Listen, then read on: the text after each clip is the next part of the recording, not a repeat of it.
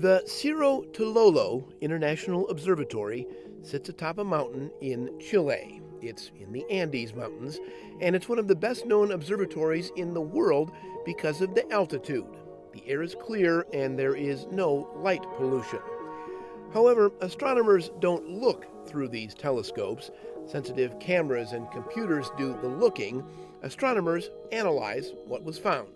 What you do initially is you have your target star, you have its coordinates, you enter those coordinates into the tracking system.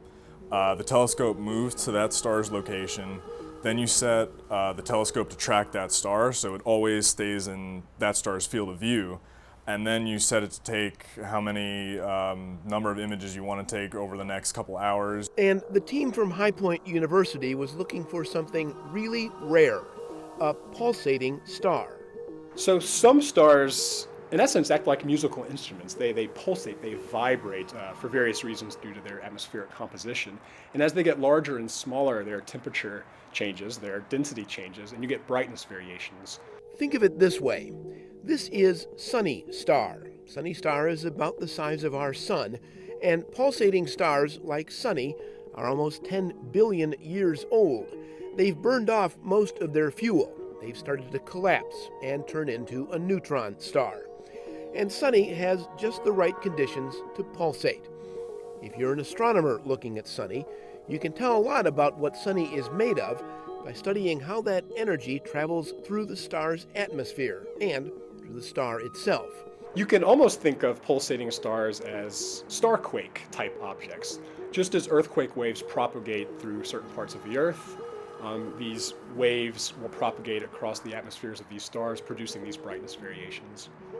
And just like geologists can infer the interior structure of the Earth from studying the way earthquake waves propagate through the Earth, we can also see inside of stars by monitoring their pulsations. In short, study how the waves travel through the star, and you'll know what kind of star stuff that star is made of. We are going to the center of white dwarf stars, which are essentially the future of stars like the sun. So we're learning about what their interior composition is made of, what those compositional gradients are made of, how much certain elements there are in different layers of the star, just by watching its brightness change on very short timescales. The team had a target list of stars to study, objects with just the right size and other characteristics to make them candidates to be pulsating stars. So this is what we saw right there. So this is the target star. That's the star. That's the star right there. And then just now we were using this star as a comparison. Yeah, the star isn't much to look at. An object 2,000 or 3,000 light years away is difficult to see very well. But then the team studied the light energy coming from the star.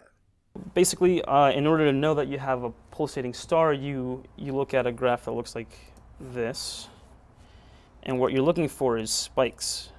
So these two spikes right here tell you that you have pulsations, right? But it's not good enough to see these spikes on one night. You will need to be able to see them repetitively. So what we do is we went back on a different night and we did the same process, same everything, and we saw these two pulses again. So if you kind of flip through them, here's the two pulses, you go to the next night. This is a completely new night, completely new observations, and you see these two pulses, which indicate to us that we have a pulsating star because you were able to replicate the data. The pattern confirmed the discovery, and further analysis determined the target pulsating star was orbiting another, much smaller neutron star, and that double neutron star system is incredibly rare. To date, only 12 in the entire universe have been found. I mean, it was really cool to see, all this code that we wrote and staying up all night doing observations and to kind of see the outcome be a new discovery that only myself, my professor, and another student, we were the only people that knew about this at the time. So it was, you kind of don't really know how to react at first, so you have to take it in. My rule with students is this: if they find something new, like a pulsating star, they are not allowed to tell me or anyone else for 20 minutes. Why? For those 20 minutes, they might be the only people in the history of humanity to know this one piece of information. And that is a cool feeling I can't even describe to people unless you've experienced it yourself.